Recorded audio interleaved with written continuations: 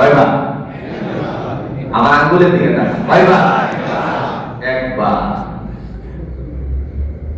তাহলে আমরা কয়বার করি? এটা মাথায় রাখেন।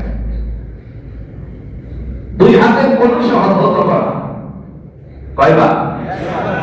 একবার। সমস্ত মাথা মাসাহ করা কয়বার? একবার। ওয়া আরজুলাকুম ইলাল কাবাইন, টাকনু সহ পা ধৌত করা কয়বার?